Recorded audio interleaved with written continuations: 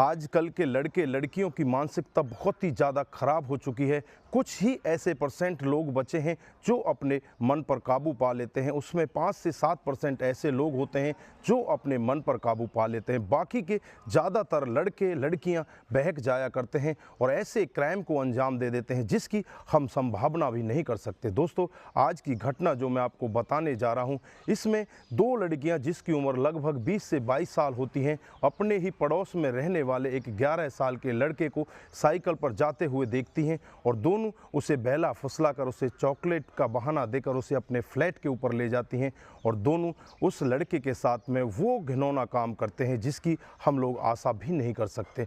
दोस्तों, उस लड़के के साथ घिनौना काम किया जाता है, फिर उसे वहाँ से कहीं दूर एक बुलेट पर बैठा कर ले जाया जाता है। वहाँ से एक रिक्शे वाला जा रहा होता है, वो उस लड़के की चीख पुकार सुनकर वहाँ पहुँचता है और जब जाकर उस लड़के को बचाया जाता है, पहले तो पुलिस भी इस सब के बारे में मना कर रही थी कि ये गलत है, ऐसा हो ही नहीं सकता। लेकिन जब पुलिस के पास पुख्ता सबूत आते हैं तो पुलिस की भी आंखें एकदम से खुल जाती हैं और उन तीनों लोगों को गिरफ्तार करके उन्हें जेल के लिए भेज दिया जाता है। दोस्तों, जब पूरा खुलासा होता है तो एक बहुत ही चौंकाने वाला खुलासा होता है। दोस्तों, अगर आप पूरा खुलासा सुनेंगे तो एक बार के लिए आप भी दंग रह जाएंगे और अपने बच्चों को बाहर भेजने से डरने लगेंगे। तो आइए दोस्तों, जानते हैं पूरा मामला क्या था। नमस्कार, जय हिंद। आप देख रहे हैं APH न्यूज़ राहुल रावत के साथ। तो दोस्तों, आज की जो मैं हकीकत की घटना आपको बताने जा रहा हूं, पटना में एक राजीव नगर थाना क्षेत्र है। एक राजीव नगर थाना क्षेत्र की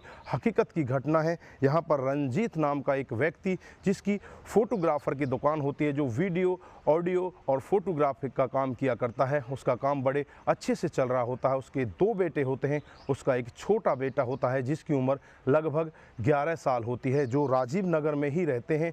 और राजीव नगर में रहकर एक दिन का वाक़या होता है, वो अपनी मम्मी से कहने लगता है कि मम्मी, मैं क्यों ना अपनी नानी के घर हो आता हूँ। उसकी नानी का घर उससे करीब आधा किलोमीटर दूर होता है, जो उसकी गली से चौथी गली में होता है।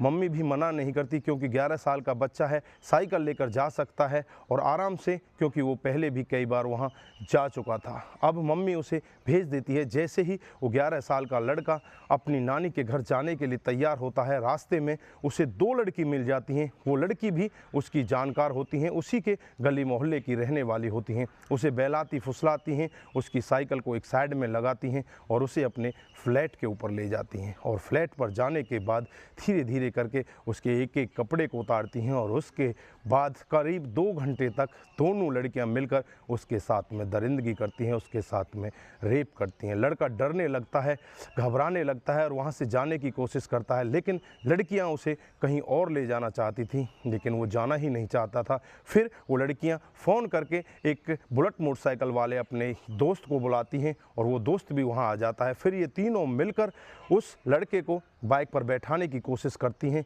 लेकिन ये लड़का अपने आप को बचाने के लिए शोर मचाने लगता है। वहीं से एक रिक्शा वाला जा रहा होता है। रिक्शा वाला आवाज़ सुनकर वहाँ पर भागकर पहुंच जाता है और देखता है कि ये तो मेरे मोहल्ले का लड़का है। तुरंत ही उसे बचाने की कोशिश करता है। रिक्शे वाला भी शोर मचाने लगता है और रिक्शे वाले को शोर को सुनकर आसपास के लोग वहां पहुंच जाते हैं और पास के लोग होते हैं उन दोनों लड़कियों और उस लड़के को पकड़ लेते हैं और उनकी जमकर खातिरदारी करते हैं। उसके बाद पुलिस को बुला लिया जाता है और पुलिस के हवाले इन तीनों लोगों को कर दिया जाता है। पुलिस जब इन तीनों से बातचीत करती है, इन तीनों को अलग अलग लोकेशन पर बैठाकर इनसे बातचीत की जाती है, तो ये अलग अलग ही बातें बताती हैं। जो पहली वाली लड़की होती है वो ये कहती है कि ये लड़का मेरे दुपट्टे को खींच रहा था, और दूसरी जो लड़की होती है वो कह रही थी कि ये मेरे पर्स को छीन कर भाग रहा था, और जो तीसरा लड़का इनके साथ में होता है उसकी बातचीत ही कुछ और होती है। दोस्तों, पुलिस जब तीनों के अलग अलग बयान दर्ज करती है तो तुरंत ही पुलिस समझ जाती है कि इसमें कहीं ना कहीं इन तीनों की ही कमी है, इन तीनों ने ही गलत काम किया है। पुलिस फिर अपने रवैये से, अपने जोर दबाव से जब उनसे पूछताछ करती है तो थोड़ी देर में वो तीनों टूट जाते हैं और सब कुछ सच सच बताने लगते हैं। तो दोस्तों, यहाँ पर जब उनकी सच्चाई आसपास के लोगों, पुलिस वालों के सामने आती है तो सभी की आंखें फटी की फटी रह जाती हैं। वो दोनों लड़कियाँ यही कहती हैं कि हम इसे चॉकलेट देकर इसे अपने फ्लैट के ऊपर ले गए थे और इसके साथ में गलत काम किया था।